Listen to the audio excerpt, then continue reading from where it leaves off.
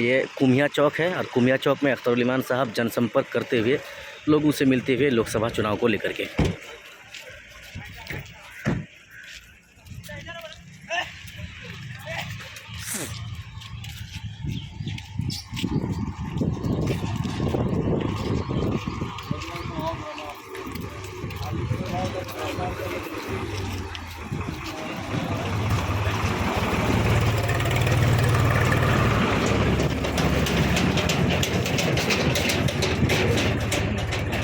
भाइयों, बुजुर्गों, नौजवानों और अजीजों, अस्सलाम वालेकुम व रहमतुल्लाहि व बरकातुहू।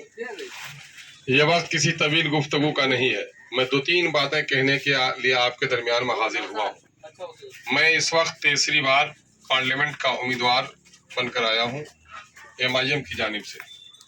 आपको याद होगा 2014 में मैं भाजपा से अलग करके नीतीश कुमार जी को, तब मैं जदयू का कैंडिडेट बना था।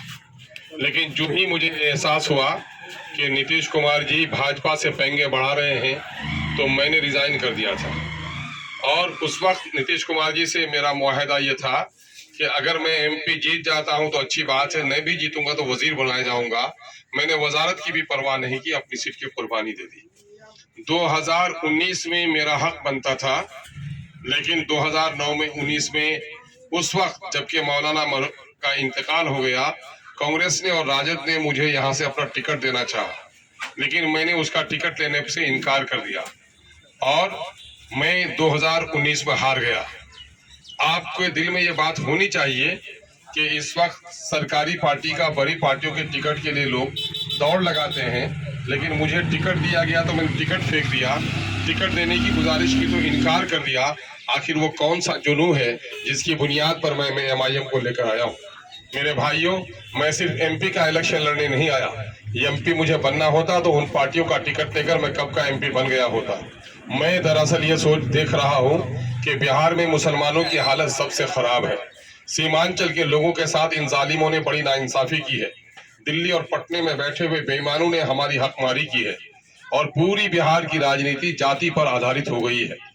जादव को कुर्सी मिली, जादवों को ऊपर उठाया। कोयरी कुर्मी को कुर्सी मिली, कोयरी कुर्मी को उठाया।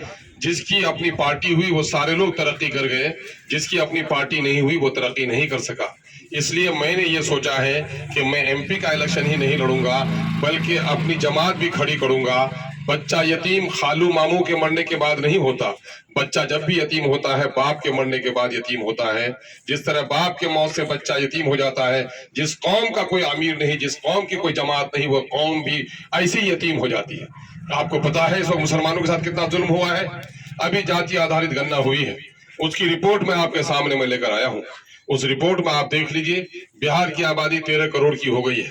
13 करोड़ में 2 करोड़ 36 लाख 2 करोड़ 31 लाख आबादी मुसलमानों की है। 18% आबादी मुसलमानों की है। सरकारी नौकरियां 20.5 लाख है। 20.5 लाख नौकरियों में मुसलमानों की हिस्सेदारी होती है 3,68,000। लेकिन इन बेईमानों ने हमको सिर्फ 1,73,000 नौकरी दी। 1,95,000 नौकरी से हमको महरूम रखा। मेरे भाई, अगर 1,95,000 लोग सरकारी नौकर होते तो 5 से 6,000 लोग आपके जिला में सरकारी नौकरी में होते। उसमें 2-4 हजार आपके बेटे भी होते, 2-4 हजार फैमिली बढ़ती। आपको गुलाम बनाया गया है, इसलिए हमने अपनी पार्टी खड़ी की है। और अल्हम्दुलिल्लाह जिन लोगों ने भी पार्टी की, यादवों ने पार्टी खड़ी की, यादव की हालत अच्छी हुई है। मुसलमानों ने केरल में और तेलंगाना में अपनी पार्टी खड़ी की है, उनकी हालत अच्छी हुई है। इसलिए आइए, सिर्फ हमें वोट देकर MP नहीं बल्कि अपनी क़यादत को खड़ी कीजिए। जो लोग 2 और मेरे मुकाबले में हैं, वो लोग डॉक्टर जावेद साहब हैं। डॉक्टर जावेद साहब, आपको मालूम है पार्लियामेंट में क्या जिम्मेदारी होती है लोगों की? पार्लियामेंट के मेंबर की 4 बुनियादी काम है। हमारे यहाँ 90-99 लोगों को मालूम नहीं है क्या काम है। पहला काम यह है कि वो कानून बनाए मुल्क के हित में, अपने जनता के हित में, अपने क्षेत्र के हित में। अगर उसके खिलाफ कोई कानून बनता है तो उसकी मुखालिफत करे। कभी आपने देखा कानून के मामले में लड़ाई करते हुए? नहीं देखा होगा। दूसरा काम होता है टैक्स के पैसे से जो विकास का कार्य होता है, उस विकास कार्य में अपने क्षेत्र को हकदार बनाना, और कभी भी विकास के लिए भी इसने लड़ाई नहीं लड़ी है। तीसरा काम यह होता है कि सरकारी पॉलिसी को, वेलफेयर की पॉलिसी को, लोगों के भलाई के काम को DM से लेकर सेक्रेटरी से लेकर पंचायत लेवल तक जमीन पर उतारना, उसके लिए भी शख्स ने कभी कोशिश नहीं किया। चौथा काम है अपने जनता के दरमियान में कानूनी, समाजी, अखलाकी बेदारी पैदा करना। और बुरे कामों से रोकना, ये भी नहीं किया है। क्या इस चारों काम में कोई काम किया है जिसमें पास हो सकता है? सब में वो जीरो है, तो उसका नंबर जीरो होना चाहिए कि नहीं होना चाहिए? दूसरी बात ये बताओ, बाप का कत्ल कोई कर देता है, 5 साल हो गए, गम भुला दिए, मिलाद कर लिए, चार चहलुम कर लिए, 5 साल में भूल गए बाप के कत्ल को। लेकिन बाप का कातिल अगर मूंछ ऐठाए हुए बस्ती में आए तो बाप का गम ताजा होता है कि नहीं होता है? बताओ, बाप का वो कातिल बस्ती में आए तो कुर्सी में बैठने दोगे कि गर्दन पर हाथ रखोगे? बोलो, क्या करोगे? गर्दन पर। अगर बाप से रिश्ता है, अगर गैरत बाकी है, यकीनन है कि बाप के कातिल से बदला लोगे। ये बताओ, बाबरी मस्जिद तोड़ी किसने? फूल वालों ने तोड़ी कि नहीं तोड़ी? ये बात बताओ, गुजरात में माओ बहनों की इज्जत किसने लूटी? फूल वालों ने लूटी कि नहीं लूटी? बोलो, किसने लूटी? फूल वालों ने लूटी कि नहीं लूटी? बिल्किस की आबरू उसके बेटे के सामने में किसने लूटी? और वो जब जेल से रिहा होकर आया, उसका जानी तो उसके गले में माला कौन डाला? फूल वाले ने डाला कि नहीं डाला? ये बताओ, अभी पूरे मुल्क में नफरत हिंदू और मुसलमानों में किसने फैलाया? फूल वालों ने फैलाया कि नहीं फैलाया? ये बताओ, नमाज पढ़ते हुए हमारे नमाजी को लात मारा, ये फूल वालों की करतूत है कि नहीं है? ये बात बताओ, तलाक बिल पर हमारे मौलाना मरहूम को बोलने नहीं दिया और हमारी शरीयत पर हमला किया, ये काम फूल वाले का है कि नहीं है? तो क्या उस फूल वाले को अपने बस्ती में चैन से आने दोगे? अगर गैरत बाकी है तो शायद नहीं आने दोगे।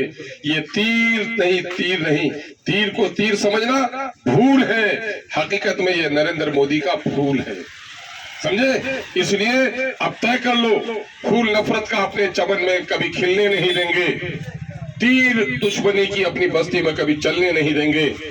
किशनगंज के जन जन ने खाई है कसम, दलालों को नेता कभी बनने नहीं देंगे, मीर जाफर को नेता कभी बनने नहीं देंगे। आपको लगती है मैं सही बात कह रहा हूँ? ये जो आदमी है मुजाहिद, ये कौन है? ये सड़क पर गिट्टी, पहले अमीरों के घर बनते थे तो बालू की कोई कीमत नहीं लगती थी, आज गरीबों का घर बनने लगा है तो गिट्टी पर रॉयल्टी, बालू पर रॉयल्टी। आज जितना भी अवैध वसूली हो रही है, सरकार का दामन पकड़कर यही लोग वसूली करा रहे हैं। आज गरीबों का घर बनना महंगा कर दिया, वो पैसा लूटता है। घर में 50 टेलर आपका बस्ती में आया, 50 टेलर से 50,000 की वसूली हुई और गांव के 4 दलाल को 500 रुपया करके दे दिया, तो चौक में वो जिंदाबाद जिंदाबाद कर रहा है। कौम को लूट कर जो जिंदाबाद जिंदाबाद करता है, ऐसे लोगों को सबक पढ़ाना आपकी जिम्मेदारी है। ये करेंगे कि नहीं करेंगे? ये बोलो ईमानदारी से। कहीं भी जुल्म हो रहा हो, हाफिज रिजवी को मारा जाए, पहलू खान को मारा जाए, हाफिज जुनेद को मारा जाए, आवाज अवैसी उठाता है कि नहीं? सीए का काला कानून के खिलाफ अवैसी ने आवाज उठाई कि नहीं? अवैसी जब पार्लियामेंट में बोलता है, तुम्हारा सीना चौड़ा होता है कि नहीं? गर्दनें ऊंची होती है कि नहीं होती है? तुम्हारी आवाज उठाता है कि नहीं उठाता है? तो बोलो, जो दरख्त फल दे उसके जड़ में पानी दोगे या कुल्हाड़ी चलाओगे? पानी दोगे। मुझको वोट दोगे तो मजबूत कौन होगा? अवैसी। और बीजेपी वालों को वोट दोगे तो कौन मजबूत होगा? मोदी को मजबूत करोगे। कांग्रेस को वोट दोगे तो नस्लों का नुकसान होगा। इसलिए मैं गुजारिश करने आया हूं मेरे भाइयों, मेरे खिलाफ ये कांग्रेस के लोग, ये राजद के लोग, ये जदयू के लोग, भाजपा के लोग बहुत दुश्मनी करेंगे। वो चाहते हैं कि मुसलमानों का वोट गुलाम बनकर रहे, इनकी आवाज नहीं उठ सके। अख्तुल ईमान किसी की गुलामी नहीं, महल में किराए के नहीं, अपना अलग झोपड़ी बनाना चाहता है, अपनी अलग पार्टी बनाकर आपके नस्लों के इंसाफ की लड़ाई लड़ रहा है। आइए एक मरतबा हमें साथ दीजिए। बहुत बहुत शुक्रिया। अस्सलाम वालेकुम। एक नारा लगा सकोगे आप लोग? बिल्कुल लगाएं सर। देखो, गुजरात से दंगे से पहले मुरादाबाद में हमारे सीने पर गोली किसने चलाई? कांग्रेस ने। मूर्ति कौन बैठाया मस्जिद में? कांग्रेस ने। ये बात बताओ, जदयू ने काला कानून में मोदी का साथ दिया कि नहीं? ये बात बताओ, नौकरियों में राजद भी हमको नौकरी छीनने में जिम्मेदार है कि नहीं?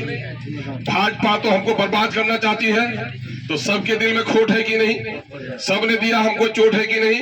तो मैं जो जुमले दोहराता हूँ, जुमले में आवाज हो, बाजू में कुव्वत हो, पेशानी पे गुस्से की लकीरें हो।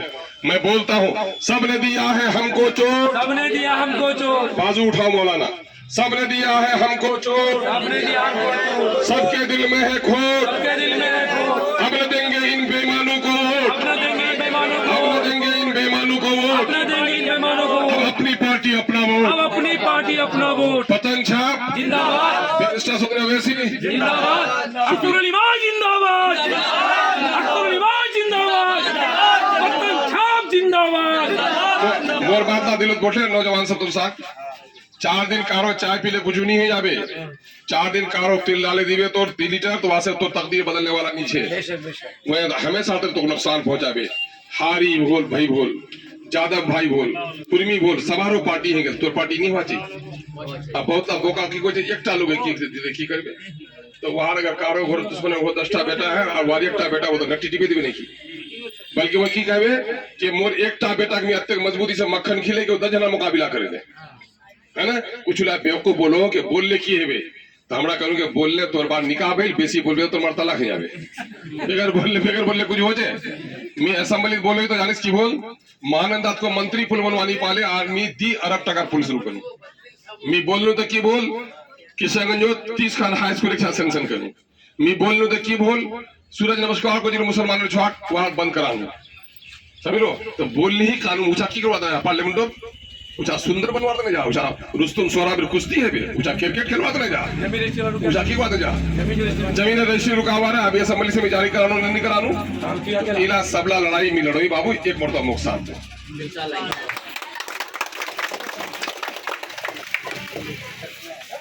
इला पढ़े ले बा कते हुई हंता भाग मारी कर यहां है ना मी कोई बात ऐसे नहीं बोले है ना दिलो या पाटे तो सुला तुम्हें बात